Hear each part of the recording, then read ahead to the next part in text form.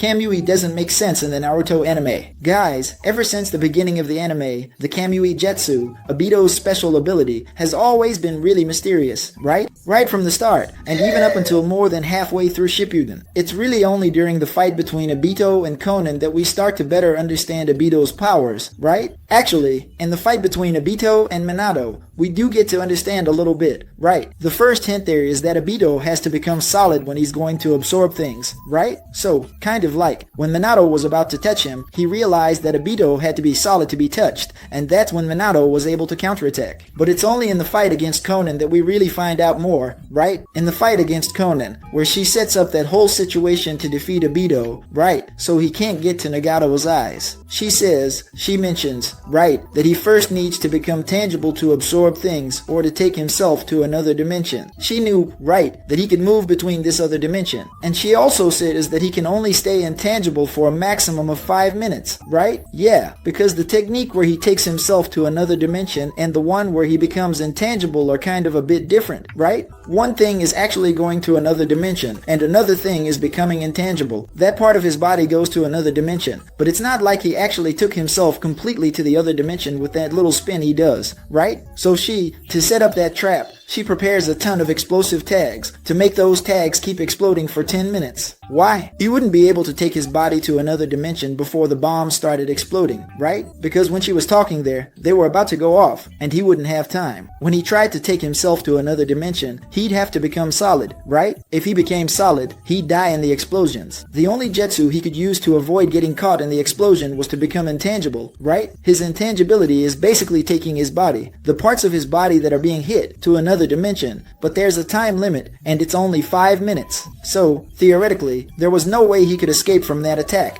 because he couldn't go to another dimension, and he couldn't stay intangible for 10 minutes straight, right? But we know that he escapes from that technique by using Izanagi, so that's fine. And it's only during the war that we actually find out that this intangibility is about sending the part of the body that's being hit to another dimension, and that with Kakashi's ability, right, sending things to another dimension with his Kamui. So, after we know all of this, up to the part about the fourth Great Ninja War. When we find out everything, that's when we really understand how his power works. A lot of the things that happened in Shippuden, before we actually knew how his power worked, just don't make sense. To start with, many times during the anime, that ability he uses to teleport himself to another dimension happens almost instantly. Sometimes it happens like that. Other times, it takes him a little while to be able to teleport himself or teleport other people, right? But in the fight against Konan herself says that it takes him some time to do that, whether it's teleporting himself or sending someone else to another dimension. And for him to do that, he necessarily has to become tangible, right?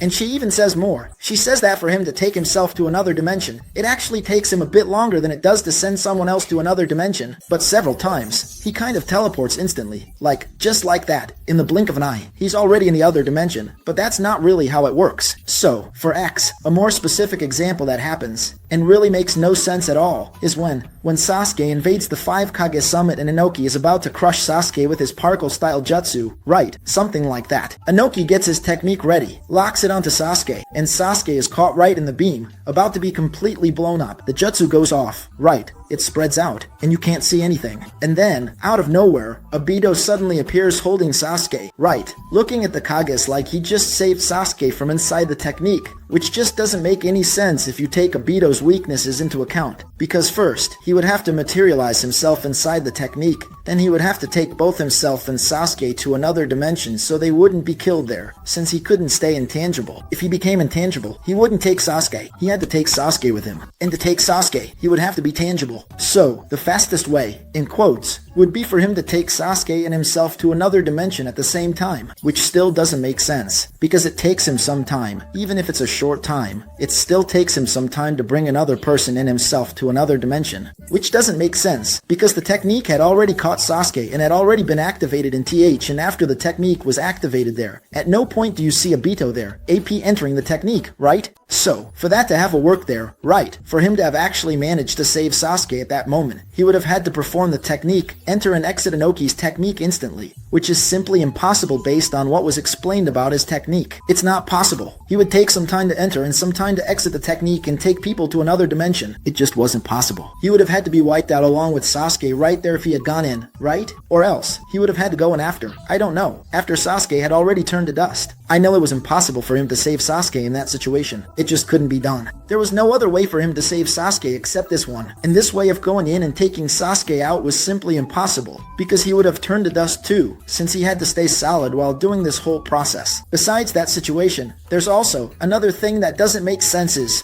during the Fourth Great Ninja War, when Obito is fighting Naruto, Kakashi, and Guy, he tries several times to absorb Guy, Naruto, and Kakashi into another dimension, and it's kind of implied that if he manages to absorb someone into the other dimension, that's it, right? For people, it's as if he had, right, canceled the person's CPF. But Obito himself knows that's not what actually happens, so it doesn't make sense for Obito to want to take someone to the other dimension, just to leave them there, especially since he was fighting 3 people at the time. Let's say he took Guy to the other dimension, then Guy would be stuck in the other dimension, and suddenly, while Obito is fighting Kakashi and Naruto, whenever he has to become intangible, part of his body would be exposed in the other dimension, and Guy could hit him, or really, any of the 3 could. If that happened, they could hit the part of him that's in the other dimension and hurt him from there. You get it? It just doesn't make sense for him to want to take any of the 3 into the other dimension and leave himself exposed like that. Unless, for example, which is never actually explained, unless it was said that whenever he takes someone to the other dimension, that person arrives there already, like, knocked out, you know, already unconscious. Then, okay, because if he took any of the 3 and they ended up unconscious, they'd be out of the fight. No problem, right? Yes, he becomes intangible, but that's never explained at any point. And when he and Kakashi go to the other dimension, Kakashi doesn't arrive there knocked out. Kakashi gets there just fine and starts fighting right away. You could say that Kakashi was able to move around and be fine in the other dimension because he has a Kamui, but someone else also went to the other dimension and was able to move around without having a Kamui, and that was Naruto. When they break Obito's mask, it's actually Kakashi sending Naruto to the other dimension. Naruto is there totally fine, completely conscious, and when Obito goes to the other dimension by turning intangible, Naruto hits him, so that theory that someone gets knocked out when they go to the other dimension already doesn't hold up, right? So, it also just doesn't make sense for Obito to want to absorb anyone there while fighting 3 people, because that would be pretty much suicide for him. But tell me, young grasshopper, what do you think? Does it make sense? Does what I argued here not make sense? Leave it in the comments because I want to know your opinion too. Maybe I'm wrong, so refute me if you can. I'd like to know, alright? That's it for now, guys. See you in the next video. Thanks.